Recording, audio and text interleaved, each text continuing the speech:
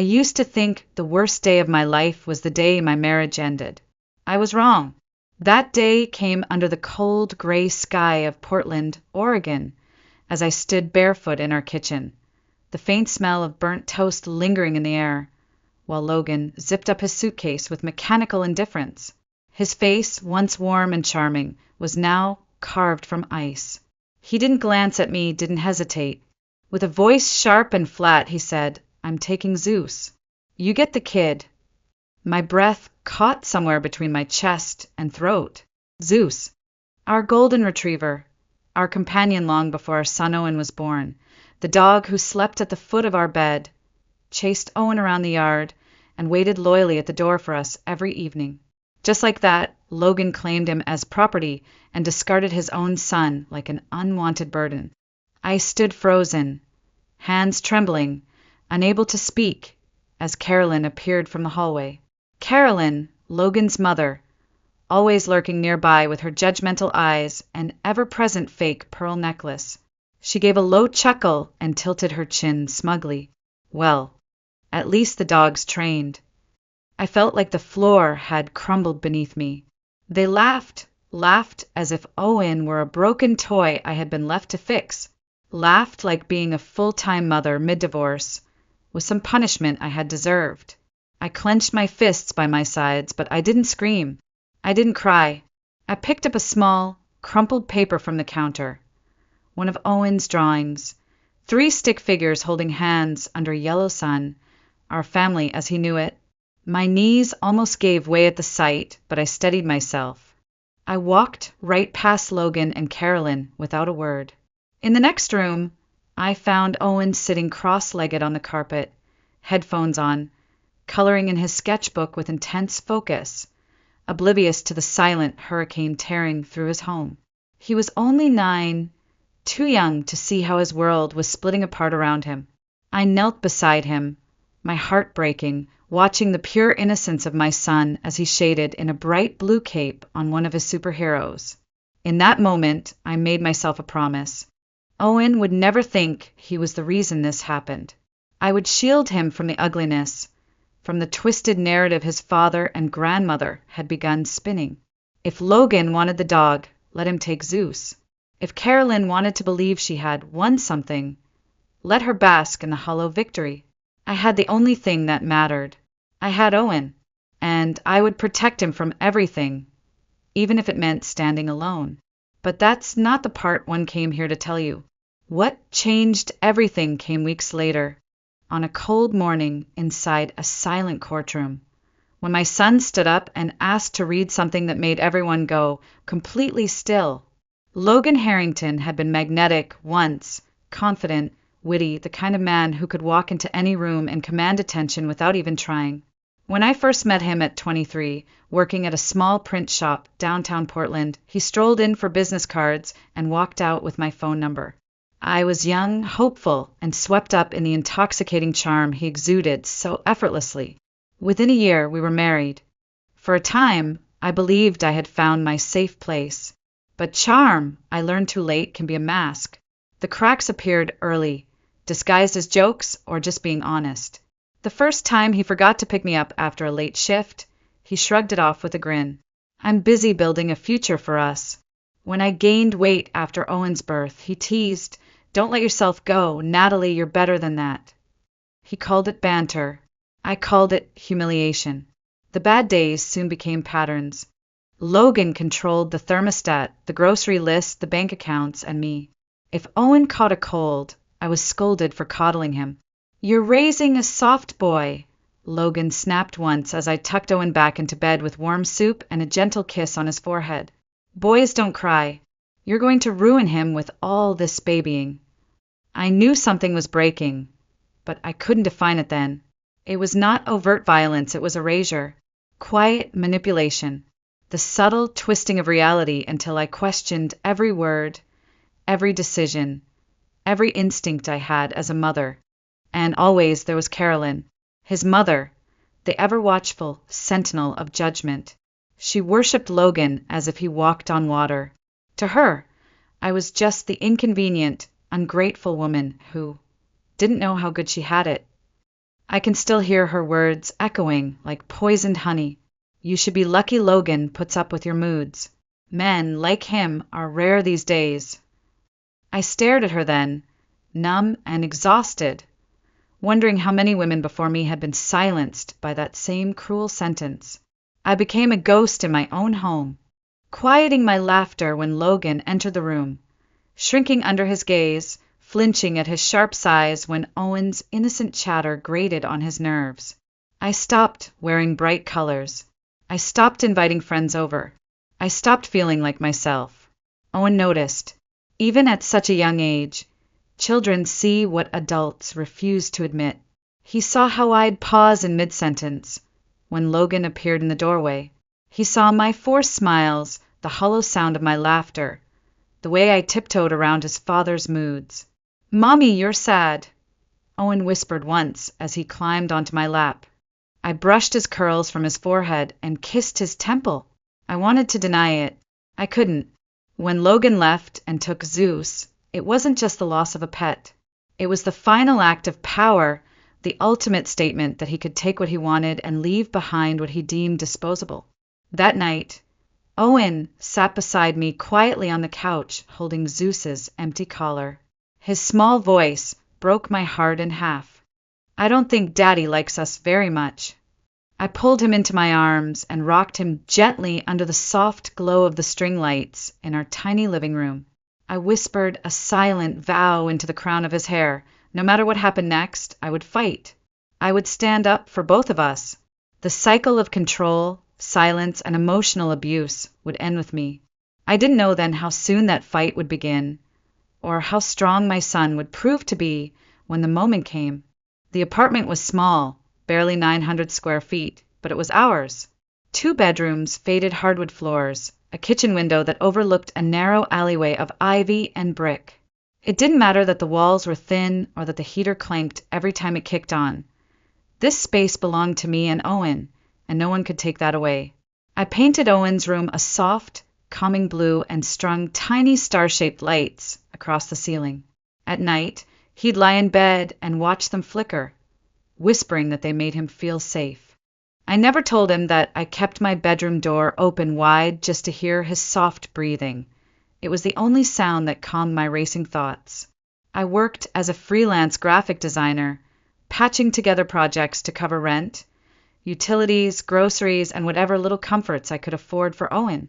It wasn't much, but it gave me the one thing money couldn't buy: time with my son. Time to rebuild what Logan had tried to break. The first weeks were the hardest. Mornings used to be Owen's favorite. He would bounce out of bed in dinosaur pajamas and pepper me with questions over breakfast. Do whales sleep? Do astronauts take showers in space? How many teeth do sharks have? But now I'd find him already dressed, sitting quietly at the table staring blankly at a cereal box, spoon unmoving. The light had dimmed in him, and I hated that I didn't know how to bring it back. "You okay, buddy?" I asked one morning as I poured his milk. He nodded silently. The silence hurt worse than anything. We fell into a routine. Homemade lunches with hand-drawn notes inside, extra bedtime stories, letting him sleep in my bed most nights because he was afraid of the dark again. He hadn't needed that since kindergarten, but I didn't care. Whatever comfort he needed, I gave it. At night, I'd stare at the ceiling long after he drifted off, the soft glow of the stars in his room seeping faintly down the hallway, wondering how I was going to survive this storm. The walls of our apartment became a sanctuary against the outside world. We started small rituals. Sunday pancakes with extra chocolate chips, movie nights with popcorn and blanket forts, walks through the park where Owen collected shiny pebbles for his treasure box. Slowly he began to draw again. Superheroes, dragons, spaceships, but every drawing included Zeus, always wearing a bright red cape. In every picture, Zeus stood between Owen and some kind of danger, a silent protector, just like he had been. My heart clenched every time I saw those drawings, knowing how much my son missed him, yet marveling at his resilience to imagine safety even where none remained. It wasn't perfect, We had nights of tears, whispered confessions of missing Daddy or the dog, moments where I had to swallow my own emotions to be the strong one. But we were healing one fragile day at a time. I told myself if I could just keep our little world intact, if I could shield him from the manipulation and chaos Logan brought, we might survive. What I didn't know then, what I couldn't have known, was that Logan was about to come back into our lives. Not to make peace, not to apologize, but to try and reclaim what he thought belonged to him. That was the beginning of the next battle, and I wasn't ready. It started with a knock on the door one rainy Tuesday afternoon. I froze mid-step, heart racing. No one ever came unannounced anymore. Peeking through the peephole, I felt my stomach twist. Logan stood there, perfectly groomed, wearing a charcoal gray blazer and that same confident smile that once made me fall for him. The same smile that now filled me with dread. He waved casually, as if he were just dropping by for coffee. Behind him, barely visible under a large umbrella, was Carolyn, her lips pursed tightly, eyes scanning the doorway with thinly veiled judgment. I didn't answer.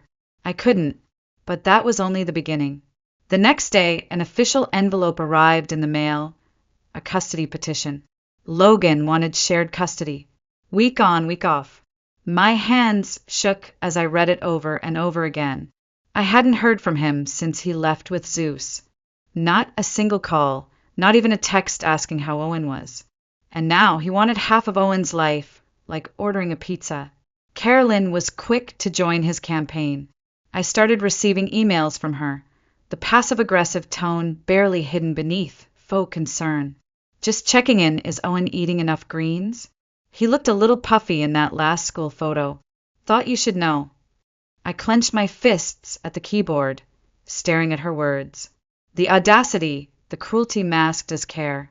I forwarded every message to my lawyer, Monica Patel, a calm but sharp family attorney I had found through a friend. Document everything, she advised. Do not respond emotionally. Let them bury themselves. But Logan wasn't finished. He began appearing randomly at Owen's school, standing on the sidewalk with his #OneDad hoodie, smiling and waving at the other parents, handing Owen granola bars with exaggerated care as if the last year hadn't happened. Owen's face said it all. Confusion, discomfort, a forced smile barely holding back the unease. At home, the questions started. Sharp, gut-punching questions I couldn't always answer. Why does Dad say you don't want me to see him? Did you tell him I'm scared at his house? Is it bad to cry when I miss Zeus? I swallowed the lump in my throat each time. No, sweetheart, you're allowed to feel however you feel. The hardest one came late one night as I tucked Owen into bed. He looked up at me with wide, anxious eyes and whispered, Dad told me not to tell you, but he says you cry too much and I'll be messed up if I live with you all the time. I sat on the floor beside his bed, pulled him into my arms and held him tight. I didn't cry. I wanted to, but I wouldn't give Logan that power, not again. Instead, I began writing everything down. Every encounter, every backhanded email from Carolyn, every strange text. I saved screenshots, forwarded messages, and kept a meticulous timeline in a black notebook I locked in my desk drawer. Monica's words echoed in my mind. Without evidence, it's just your word against his. And Logan knew how to play the game. Charming, smooth-talking, good with people. The kind of man who called waitresses sweetheart and got away with it. But he had underestimated something. The quiet strength of a mother pushed too far. I didn't know it yet, but the real evidence was coming. Not in emails or text logs, but in the voice of the very person he thought he could manipulate. Owen. The moment came on an ordinary night, the kind where the world feels still, almost deceptively calm. I had just finished washing the dinner dishes when I noticed the light still on in Owen's room. It was past his bedtime. I walked quietly down the hall and found him sitting cross-legged on his bed, his small face pale and tense, the soft blue glow of his tablet illuminating the deep worry in his eyes. Mom, he whispered as I entered. I don't think Dad meant for me to see this. My pulse quickened. I sat down next to him and he handed me the device. What I read made my stomach twist into knots I didn't know could exist. It was a string of texts from Logan to someone. I assumed a new girlfriend or one of his friends. The words blurred together in my panic, yet burned into my memory with cruel clarity. Owen is soft. I'll get him fixed once I get more custody. Can't wait to be done with that brat so I can get my real life back. He cries like a baby, just like his mom. Useless. I could barely breathe as I scrolled. My hands shook. My mind screamed. Owen stared at me, tears brimming but unshed. Is it my fault? He asked softly. Does Dad not want me because I'm bad? I wrapped him into my arms so tightly I thought I might never let go. I pressed my lips to his forehead and whispered fiercely, No. No, baby. You are perfect. You did nothing wrong. Your father is the one who's broken. The devastation in his small voice tore me apart. I rocked him gently under the soft hum of the nightlight stars above his bed. That night everything changed inside me. I had spent months surviving, keeping my head above water while enduring Logan's manipulations and Carolyn's barbed emails. I thought if I stayed quiet, focused only on protecting Owen, the storm would pass. But now I understood this was no longer just survival. This was war. Logan had crossed an unforgivable line. He had tried to poison my child's self-worth, and he had failed to realize the one thing he'd never control, the truth. I spent the rest of the night awake, printing every screenshot, labeling each message with dates and times, backing everything up on a flash drive. I stared at the words until they stopped stinging and became cold, hard evidence. The next morning I called Monica. My voice trembled as I read her the worst of the messages. There was a pause on the line. Natalie, this is big, she said quietly. This could change everything. But I waited, heart pounding. But are you sure you want Owen to speak? I froze. The thought hadn't even crossed my mind. The idea of my son having to take the stand, to stare at his father across a courtroom and relive this betrayal, made my stomach turn. He was only 9. I didn't want him tangled in the cold machinery of the legal system, questioned by strangers in suits. But then, I remembered what Owen had said to me after Logan walked out that night with Zeus. You always tell me to speak up when something's not right. Is this one of those times? I knew my answer before she finished the sentence. The next afternoon, I sat Owen down at the kitchen table with a glass of milk and graham crackers. I spoke softly, cautiously. You don't have to, Owen. But if you want to tell the judge what happened, if you want to show him what Dad wrote, I'll be right there the whole time. He looked at me with a seriousness beyond his years. The judge needs to know the truth, right? I blinked back tears and nodded. Yes, baby. He does. I wasn't prepared for what came next, but I had faith in my son. I had faith that the same quiet, kind heart that had endured so much would now become our greatest strength. The countdown to the court date had begun, and we were ready. The next days blurred together like smudged ink on wet paper. Every hour felt heavy, stretched thin by anticipation and dread. Monica moved fast. She filed the evidence into an official court submission, printed and labeled by date, each toxic message a brick in the wall of our defense. We arranged a timeline of Logan's absence, the manipulative texts, Carolyn's poisonous emails. Owen's school counselor was quietly contacted to prepare a statement about the changes she'd observed in him since the separation. The quietness, the anxiety, the sadness that no child should carry. I watched my son through all of this and marveled at his calm. Not fake calm, but the deep, focused kind that comes from knowing what must be done. Every night we talked, not about court, but about how he felt. I answered every question honestly, no matter how hard. Am I bad for not wanting to live with Dad? He asked one night as I tucked him in. I brushed his hair back gently. You're not bad, Owen. You're brave, and you have a right to feel safe. He nodded, but stayed quiet for a long time, then whispered, Why does Dad say mean things about me? My throat tightened. Because some people use words to hurt others when they feel weak inside, I said softly. But their words don't define who you are. You know who you are. He didn't answer, but he reached out and took my hand under the covers, and that small gesture spoke volumes. The night before court, neither of us slept much. Owen lay next to me, wide awake, staring at the glow-in-the-dark stars on his ceiling. "What if the judge doesn't believe me?" he whispered. I turned to him, pulling him close. "The truth doesn't have to be loud to be real. Just speak from your heart. That's all you need to do." His small hand tightened around mine, and for the first time in weeks, I believed we were going to be okay. The next morning, Owen stood nervously by the window in his freshly ironed school uniform, his favorite bright red sneakers peeking from under pressed navy pants. "They make me brave," he said simply. I smiled, heart aching at both his innocence and his wisdom. I wore a navy dress and simple earrings, barely able to recognize the woman in the mirror who had endured so much but was still standing. Outside the courthouse, Monica waited for us with her sleek leather briefcase and that steady calm that had grounded me so many times in the past weeks. Logan was already there. I saw him from across the steps, pacing like a caged lion in his tailored charcoal suit, flanked by Carolyn and a man I assumed was his lawyer. Carolyn's mouth tightened into a smug line when she saw me, her eyes darting to Owen with a fake, grandmotherly smile. I didn't acknowledge either of them. Instead, I bent down to Owen's level as we walked inside. "You still want to do this?"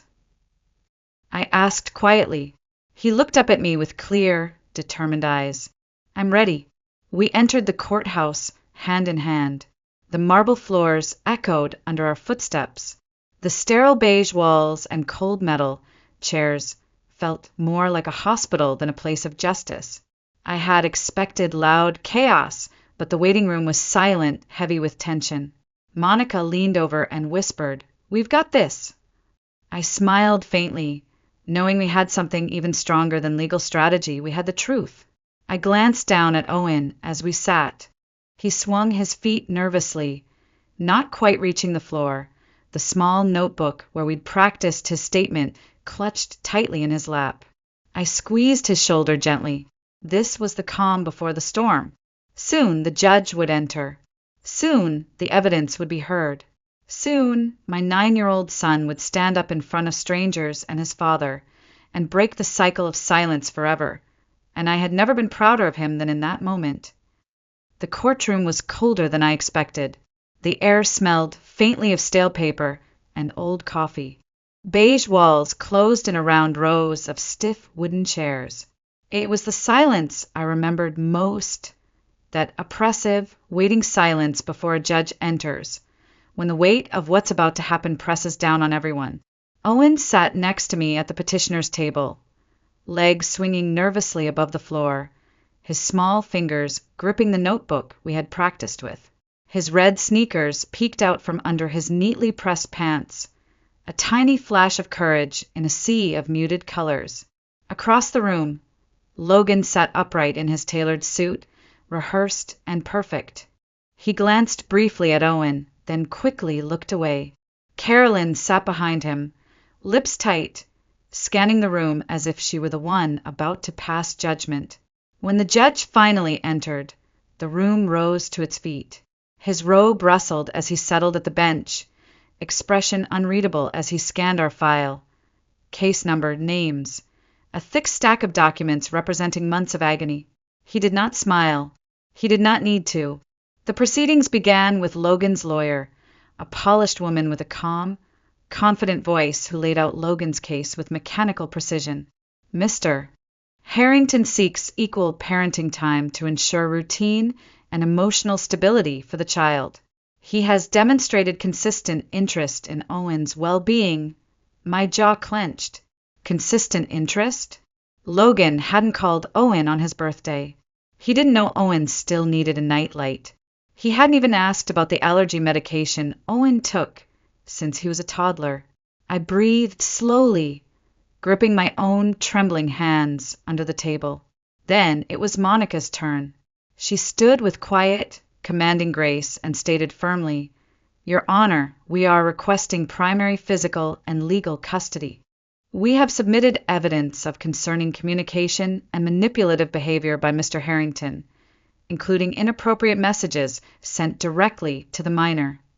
The judge raised an eyebrow. "To the child?" Monica nodded. "Yes, Your Honor. With the court's permission, Owen would like to speak." A pause followed, a real heavy pause. The judge leaned forward slightly, peering at Owen over the rim of his glasses. "Are you sure, son?" Owen looked up at me. I gave him the smallest nod. Slowly he stood, smaller than I had ever noticed before in that vast room, yet so impossibly brave. "I want to say something," Owen said, his voice soft but clear.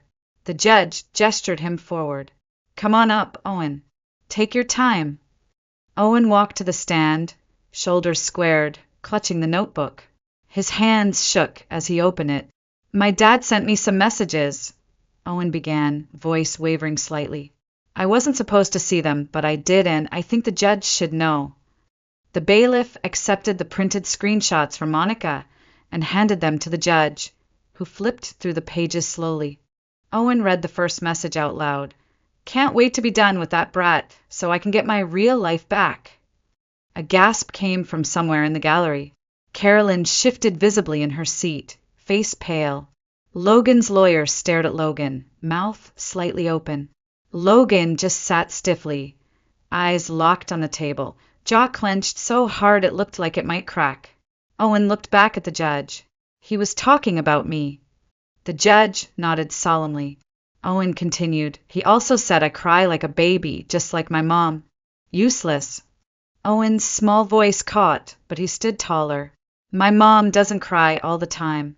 She's strong. She helps me when I'm scared. And I'm not useless." The courtroom went dead silent. The judge folded his hands and studied Owen with something almost gentle in his expression. "Thank you, Owen. That was very brave. Is there anything else you want to tell me?" Owen hesitated, then softly said, "I don't want to live in a place where I feel like I'm a problem. I just want to feel safe." I couldn't breathe. My heart ached with both pride and sorrow. Owen walked back to me and collapsed into my arms. I pulled him close, whispering into his hair, "You did perfect." He nodded into my shoulder, holding on a little tighter than usual. The judge cleared his throat and turned his gaze to Logan. "Mr. Harrington," he said sharply, "do you have any explanation for these messages?" Logan shifted uncomfortably and opened his mouth, but his lawyer interrupted, requesting a brief recess. The judge shook his head firmly. "I've seen enough. The court's responsibility is to act in the child's best interest.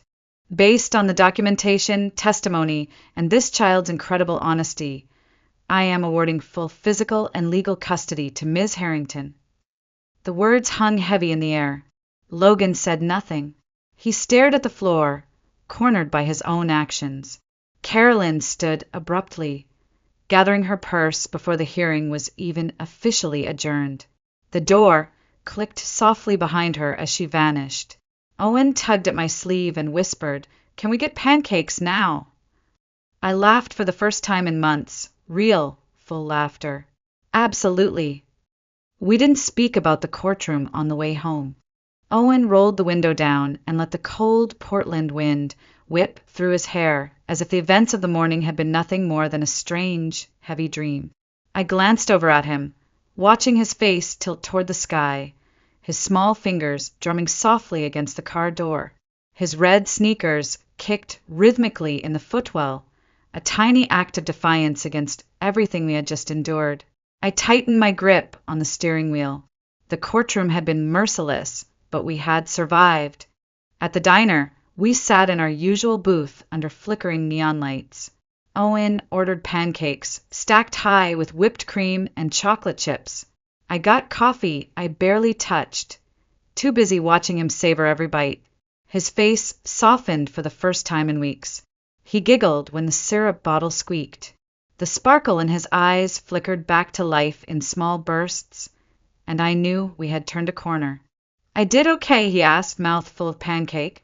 I reached across the table and gently squeezed his hand. "You did better than okay, baby. You told the truth. That's the bravest thing anyone can do." His grin widened, chocolate smudging the corner of his mouth. In that moment, I realized how impossibly strong my son had been, stronger than I had ever imagined. 2 weeks later, the final custody documents arrived by certified mail. I held the thick envelope in my trembling hands and opened it at the kitchen counter. Full custody granted to me. No shared parenting. No weekend handoffs. No more manipulative texts. Logan had been given supervised visitation only, pending family therapist evaluations and court monitoring, which meant it was very possible he wouldn't see Owen again unless he made drastic, documented changes. He didn't. Logan disappeared almost overnight. No appeals, no angry calls, no more door knocks at our apartment. His lawyer dropped him from her client list. Carolyn never contacted us again. It was as if they had both vanished into thin air, as if the perfect facade they had built for so long had finally crumbled under the weight of their own cruelty. For weeks, I waited for the other shoe to drop, convinced Logan would find some legal loophole to worm his way back into Owen's life. But the silence held. At first it terrified me, then it began to feel like freedom. Owen no longer jumped at every doorbell ring. He stopped checking the front window for unannounced visits. The shadows that had loomed so long over our tiny home began to lift, inch by inch, day by day. For the first time, I could exhale without fear. I could cook dinner, laugh at silly cartoons with Owen, even sit and sip coffee in peace without dread curling in my stomach.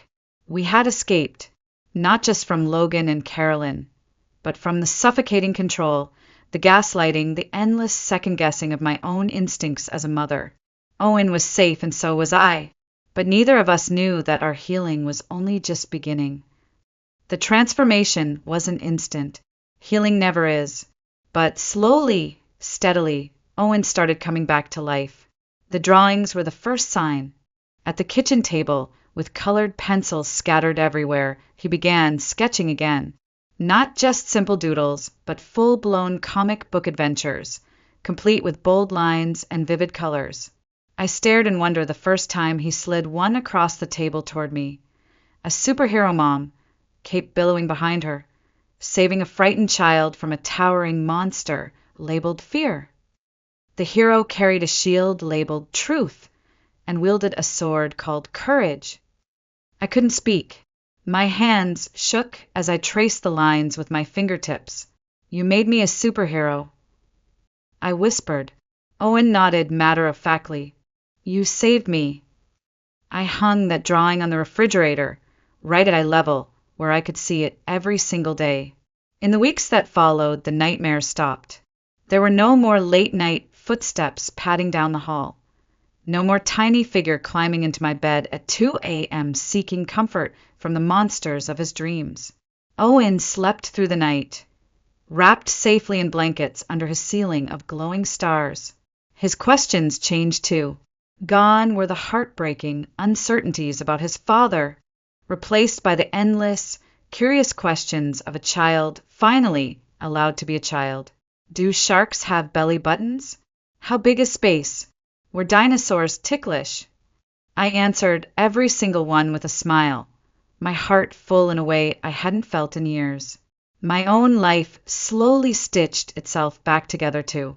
I took on new freelance clients and was finally able to work consistent hours. I opened a small savings account, something that had felt impossible during the months when every spare dollar went toward legal fees and therapy sessions. I even signed Owen up for soccer, something I had once thought we could never afford. His joy at wearing his first pair of cleats and running freely on a field was priceless. I treated myself to something too, a simple membership at a local book club. Nothing extravagant, just a circle of women, most of them single mothers or divorce survivors, sitting in a cozy corner of a local bookstore once a month to talk about life and loss and strength and healing. I had found a tribe I didn't know I needed.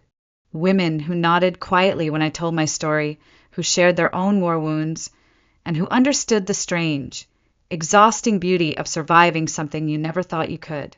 We weren't bitter. We were strong, strong in a way we never asked to be, but proud nonetheless. Some days I would catch myself watching Owen from across the room, sprawled on the living room rug, markers in hand, humming softly as he worked on his next creation. My chest would tighten with overwhelming gratitude. We had been through a fire, but we had come out the other side, not just intact, but transformed. The sparkle was back in his eyes. The color had returned to my cheeks. We were finally free, and I knew we were going to be okay. People sometimes ask me if I hate him, if I hate Logan for what he did, for what he tried to take from us. The truth is I don't. I don't have room for hate anymore. I let that weight go the day Owen stood in that courtroom and spoke his truth. What I feel even now is sadness. Sadness for the father Owen never had and never will. Sadness for the man who could have been someone's safe place, who could have chosen love and presence and patience, but instead chose control. I even feel sadness for the boy inside Logan, who probably never learned how to love without using it as leverage. But I no longer carry his legacy. I stopped the day we walked out of that courthouse hand in hand. I do still talk about that day, not because it was dramatic or because we won, but because of what it meant. It meant Owen's voice mattered. It meant a child could be heard and believed. It meant a judge, an entire system, could look past adult facades and see the simple honesty of a child asking to feel safe. That day, the cycle stopped with us. If I could tell any mother, any child, anyone listening to this story just one thing, it would be this: you are not powerless. Not when you have the truth. Not when you have love. And definitely not when you have courage. Logan took the dog. He thought he walked away with the prize. Something loyal, obedient, uncomplicated. He left me the kid, and I got the better deal. My son is not bitter. He is kind. He is honest. He is growing up knowing that love doesn't come with conditions, that being soft is not a weakness, and that being kind is never something to apologize for. That courtroom didn't just change a custody agreement. It gave Owen back his voice, and it gave me back my life. We built something new out of the wreckage, stronger, safer, real. We still go to that diner sometimes, the same booth by the window. Owen orders his pancakes with extra chocolate chips and whipped cream, and I drink my coffee with both hands, savoring the peace that once felt like an impossible dream. I watch him laugh at the syrup bottle squeaking, and I know we're not just surviving anymore. We're living.